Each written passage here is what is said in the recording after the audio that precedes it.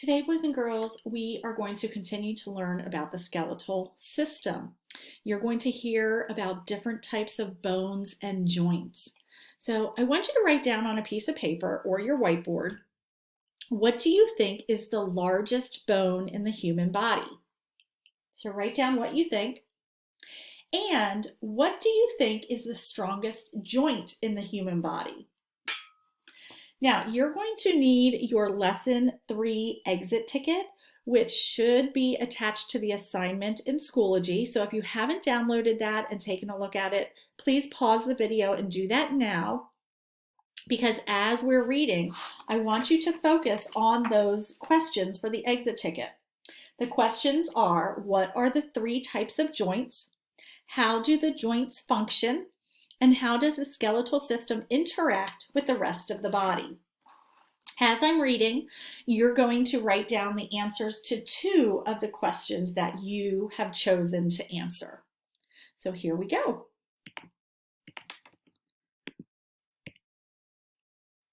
Hello again. Before we begin, I want to know who is able to correctly spell the big V word that we talked about the last time we met. Who would like to try to spell vertebrae? V-E-R-T-E-B-R-A-E.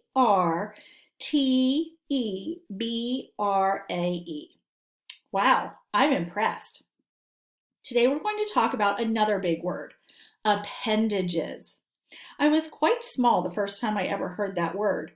I used to cling to my mother's leg all the time, and I would often hear her say, "Ricardo is my little appendage." I never knew what it meant. Do you? Now, years later, it makes perfect sense to me. An appendage is something that is attached to or that hangs from something larger. Today, you are going to learn about the other bones in your skeletal system, the bones in the legs and arms that hang from your axial skeleton. These bones in your appendages are called appendicular bones because they hang on to the larger bones of the body. Let's try saying those words together. Appendicular bones.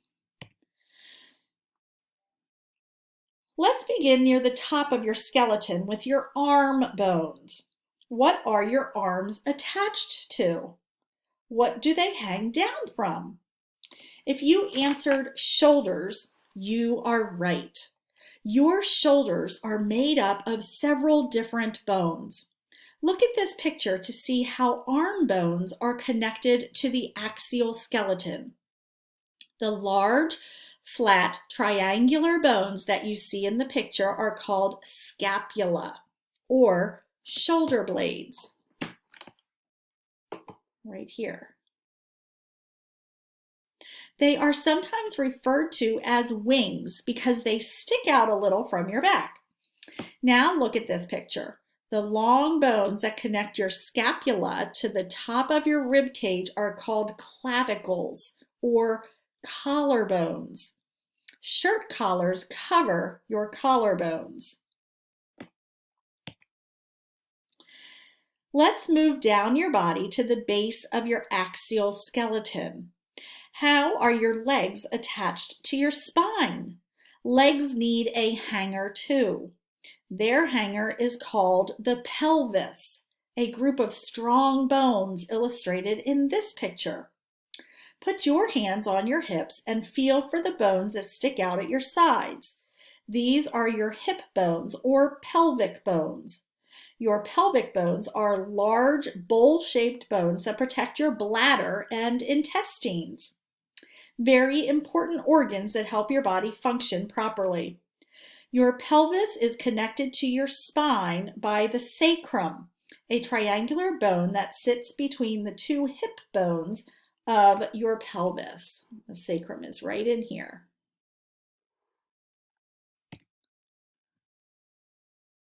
Leg bones and arm bones are a lot alike, but leg bones are thicker and longer than arm bones. In fact, the longest, heaviest, and strongest bone in your entire body is in your leg. Does anyone know the name of this bone? It's your thigh bone or femur, right there, largest, thickest, and strongest bone. Your femur is connected to your pelvis and extends all the way down to your knee. If you look at the picture, you will see two bones in the lower part of the leg. The larger of the two, the one in the front of the leg, is called the tibia or shin bone. The thinner bone behind it is called the fibula. Both the tibia and the fibula connect the knee to the ankle. That's a lot of information. I suspect that some of you are wondering how all these different bones are connected. Sure, they're attached to hangers, the scapula and the pelvis, but how? Are they glued in place? The point where two bones meet is called a joint. Without joints, your body would not be able to move. There are three main types of joints in your body: movable, immovable, and partially movable. In other words, some joints can move, some can't, and some move a little bit. Let's take a closer look at all three. The most movable joints in your body are ball and socket joints. Make a fist with one hand.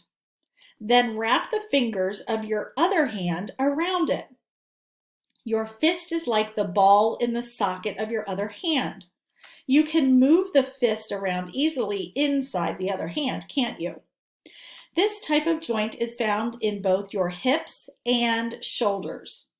Ball and socket joints allow you to swing your arms and legs in a full circle. Other movable joints called hinge joints work like the hinges of a door. Your jawbone has hinges. Can you think of any other hinge joints in your body?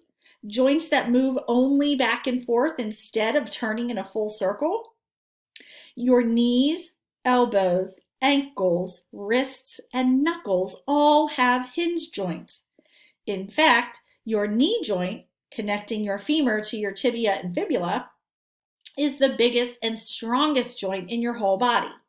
It lets your body bend at the knees. Stand up and bend at the knees. Imagine trying to walk without those hinge bones. Some joints permit no movement at all. These are called immovable joints because they lock bones together, forming solid bone as hard as a turtle shell. Can you think of any axial bones that fit that description? Yes, your skull is made up of bones that are locked firmly in place, allowing no movement where the bones come together. The third type of joint in your body is the partially movable kind, the ones that move a little bit, but not nearly as much as ball and socket or hinge joints. Can anyone think of an example of a partially movable joint in your body? Remember when you took deep breaths and watched your chest move in and out?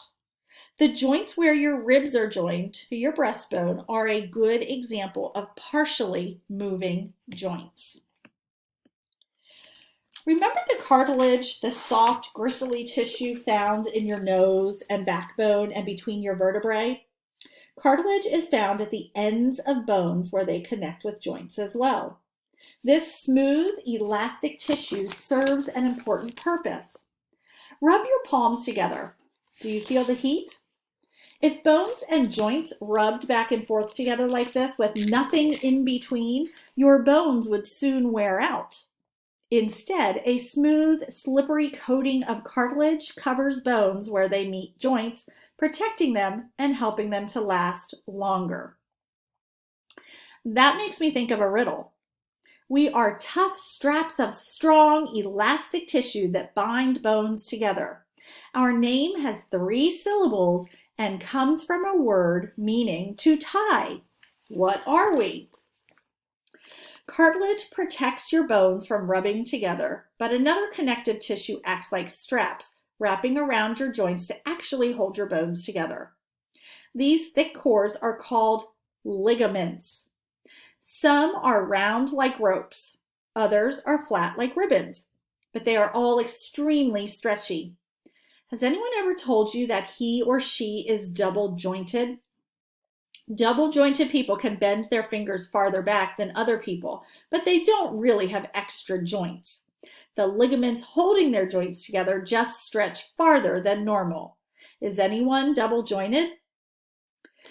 Ligaments and other protective tissues help prevent injuries to your bones. Nevertheless, bones still get injured and wear out. Humans are very active. Walking, running, jumping, and playing puts stress on your bones. So what happens if you break a leg, sprain an ankle, or dislocate a joint? Often you must see a doctor, and sometimes your doctor will recommend an X-ray. Now that you have lots of information about the skeletal system, both the axial bones and the appendicular bones, let's take a look at this thing we call an X-ray. These X-rays are of various parts of a human skeleton.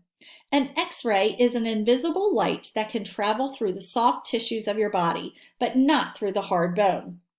After an X-ray passes through you, a picture is recorded on photographic film. Soft tissues appear black on the film because the X-ray passes right through them. But wherever the X-ray is blocked by bone, white areas appear on the picture, allowing doctors to find breaks more easily. X-rays were invented as a medical tool just over 100 years ago. The next time we meet, we'll discuss another important body system, one that works closely with your skeletal system to move your bones. Turn now and talk to your neighbor or find someone at home. See if you agree on the name of the system I'm talking about for next time, and then we'll find out if you're right.